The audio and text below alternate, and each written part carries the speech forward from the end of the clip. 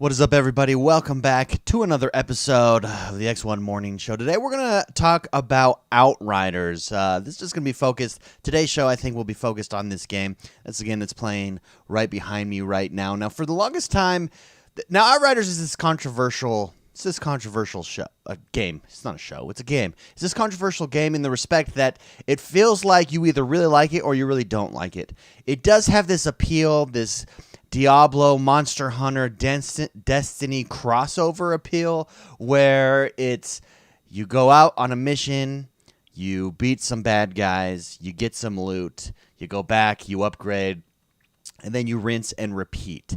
It's from Square Enix, for those of you that don't know, and it's had a ton of success. Now, all along, there's been some mixed signals, I think, is probably a good way to describe it, where at first everybody assumed this would be a games as service, and then Square Enix came out and in no uncertain terms said, no. This is not going to be a games as service. We will not be offering expansions or anything for this game, which in fairness is probably what the original intention with this game was, with Outriders was. However, it is now having a ton of success, and Square Enix is now saying, guess what? Guess what's coming? Guess what's coming? Expansions, which I think is super interesting. And it's going to be interesting to see where this game goes in the future, what happens to this game in the future, and whether or not it becomes the next. I don't want to say it's the next Destiny, but whether or not it just becomes a staple in Square Enix and Square Enix's library. And Square Enix seems to think that it is. Square Enix seems to think that it absolutely is the next big game for them. So let's go over it. Let's read the article. But before we do, don't forget to hit that like button. Subscribe to this channel. My name is X1 the Gamer. This is the XoneBros, where we talk about all things Xbox and gaming and have fun. And here's the article right here over at Pure Xbox. Outriders to expand after reaching 3.5 million players in its first month. After launching day one into Xbox Game Pass, and this is another reason that there's been rumors started by me anyways, that I think Xbox should just buy Square Enix. Xbox is really getting cozy with Square Enix. A lot of Square Enix games are on the Xbox, which I think is good for Xbox. They need this. They've been really vocal, Phil Spencer, and open about, hey, we need more Japanese developers, publishers, titles on our Xbox, on our system, on our console, in our library of games, and they've done a good job working with a publisher like Square Enix to get those there. Outriders is one of those ones, right? Launching day one on Xbox Game Pass. Outriders has become a huge success. Within its first month, the game managed to hit 3.5 million players, leading the team to, quote, expand Outriders in the future, which is really interesting because originally they said that that's not going to be a thing. Out of those 3.5 million players, a whopping total of 120 million hours of total game time has been racked up, with the average player pumping 31 hours into the game. That's huge. And I will say it does have this carrot on the stick feel, and it does a good job with the carrot on the stick feel, in my opinion, in my mind. It's an insane result, considering the game has suffered an array of technical issues, but seems to have secured a future in the series. In a blog post on Reddit, the team added that, quote, launching an entirely new game IP is never easy, but they are committed to improving and enhancing your experience throughout the coming weeks and months. It ends on the tease that Outriders will be, quote, expanding in the future. Here's what they said. Launching an entirely new game IP is never easy, and we remain very grateful for all your support and feedback.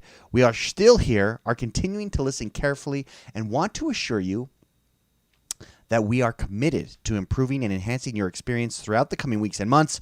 We're also looking forward to expanding Outriders in the future. Again, I think this is super interesting. I think it is the next big title for Square Enix. I think you can't lie with the numbers. I think this was always the plan. I think the plan was, well, let's see how this does, and if it does well, we'll add to it. And they probably already had plans in the background, but you can't come out and say, yes, this is going to be our future game before it's tried and true numbers.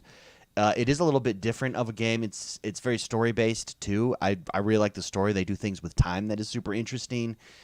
You have distinct classes that I really like about this game. And again, it's not for everybody. So if you played this game and you don't like it, that's completely fine. It's definitely not for everybody, but it has seen this huge success, and it looks now that we're going to see it be a future title for a while now.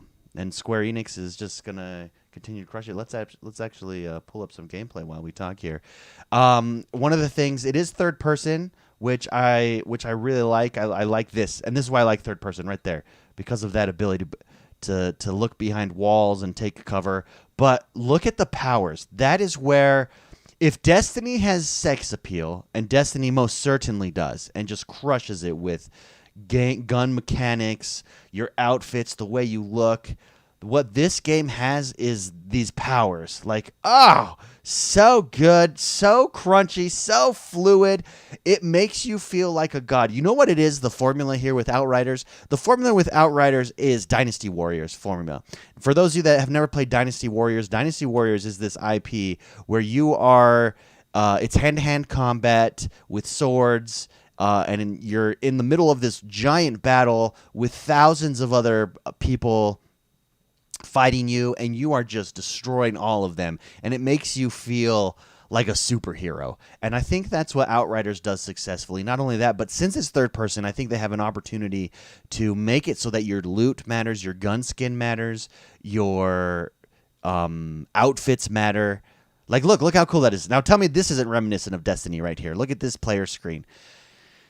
And so the mixed signaling in that it was originally thought to be a games as service. They came out, no, it's not going to be a games as service. And now that it's having success, it looks like it will essentially be a games as service. We're going to see expansions to this, which is fantastic. El Never says, good morning, everybody. Welcome, Cooper, Super Shocker, Sticks Remix. But boy, Will, welcome to the stream. Thank you very much for being here this morning. Today, that's it. There's not a whole lot of news going on in the Xbox universe. The only other thing that we have is Game Pass. If we just type in Xbox here and we go to news, there are some games that are coming to Game Pass from a few. I mean, this was a few days ago, but SnowRunner, which we talked about, which looks super awesome. But then one that really stands out to me is Maneater. Now, for those of you that haven't played Maneater, Maneater is the game where you're a shark and you're in the ocean on the beach and you're eating people. Oh, it's so cool. Conan Exiles is another one that stands out as being super interesting that is coming to Game Pass here. And then Mech Warrior 5, which I'm not sure if wasn't Mech Warrior free to play. I could be wrong. I think actually I'm thinking of Hawken. Mech Warrior is not free to play. I think I'm thinking of Hawken. But it's pretty solid additions to Game Pass here. You've got Maneater, SnowRunner, and Conan Exiles. Very, very excited for that. Cooper says, did you see the trailer of Hired Gun that dropped earlier today? Cooper, I did not see that. Maybe we'll take a look and check that out. But boy, Will says, oh, I missed Outriders news. Cooper says, about Outriders, I was expecting more from it, but I feel like it was a little let down, but it feels like it has great potential at the moment. Yeah, dude, I think it really does. And I think Square Enix sees that potential. I mean, when you've got your average player playing 31 hours in the game, that's absolutely ginormous. That's most games. I'd be curious on your average game, what your average game on Xbox, how many hours? And I bet you it's like 1 or 2 hours. Like, it's definitely not 31, which is insane. Now, obviously, you're going to have outliers because you're going to have people that play that for hundreds of hours, and then people that play it lower. But that's impressive statistics. 3.5 million users. Very, very cool. Let's check out this Hired Gun trailer before we get off today. Where is mine? There it is. Let's Hired Gun. Ooh, gameplay. There's a Hired Gun trailer.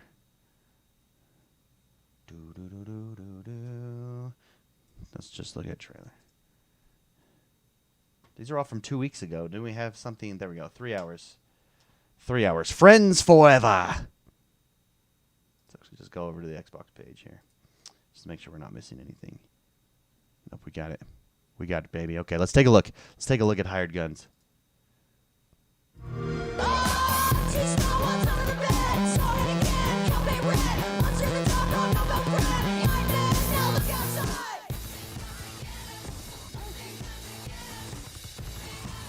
So there's like a mix of, I like that, like Titanfall wall run.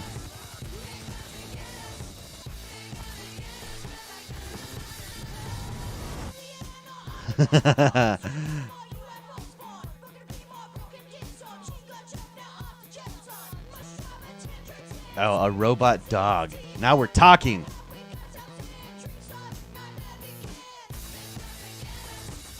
Wait, does your dog not come with you in action? So this looks to me like a mixture of Doom, Wolfenstein, and Rage with dogs.